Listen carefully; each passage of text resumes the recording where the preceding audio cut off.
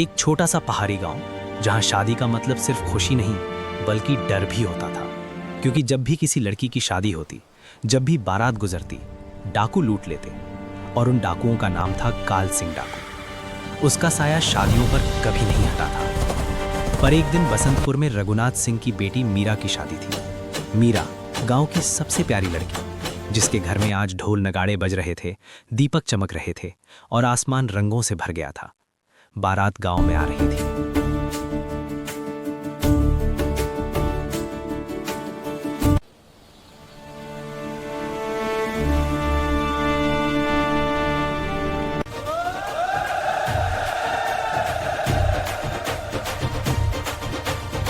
लोग नाच रहे थे, लेकिन हर एक के चेहरे पर चुपचाप एक डर बैठा था।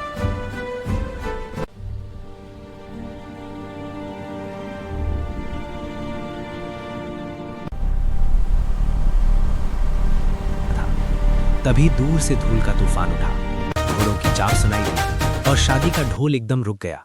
हवा में एक अजीब सा सन्नाटा छा गया। 20-25 डाकू घोड़े दौड़ाते आए, बंदूकें तानी हुई और सबके बीच से निकला काल सिंह डाकू। आज फिर एक शादी लूटने का इरादा था। औरतें रो रही थीं, बच्चे चिपक कर खड़े थे। दुल्हा तक बंदूक की नोक पर आ गया। मीरा की आंखों में सपने टूट रहे थे, पर कोई था जो चुप रहने को तैयार नहीं था। मीरा का छोटा भाई वीर, जो बाहर से कमजोर लगता था पर अंदर से शेर था। वो चुपके से गांव की पुरानी चौकी में गया, जहां एक पुरानी तलवार और एक पुराना हंटर गन लटका था। उसने दबा हुआ डर एक पल में उतार फेंका और कहा,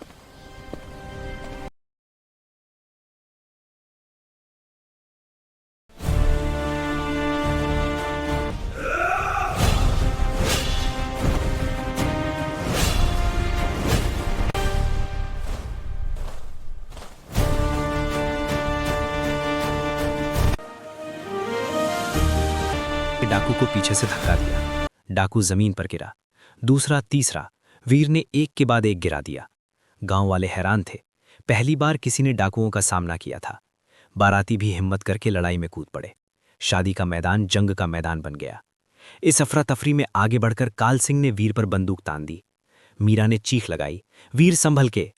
एक पल का ध्यान भंग हुआ और वीर ने मौका पकड़कर उसकी बंदूक गिरा दी। गांव वाले डाकुओं पर टूट पड़े। काल सिंह दूसरी गोली चलाने से पहले ही वीर की तलवार उसके कंधे को छू गई। जख्मी काल सिंह जंगल की तरफ भाग गया। वीर ने पीछा नहीं छोड़ा। सुबह की पहली रोशनी जंगल पर पड़ रही थी जब काल सिंह मंदिर के पास थक कर गिर गया।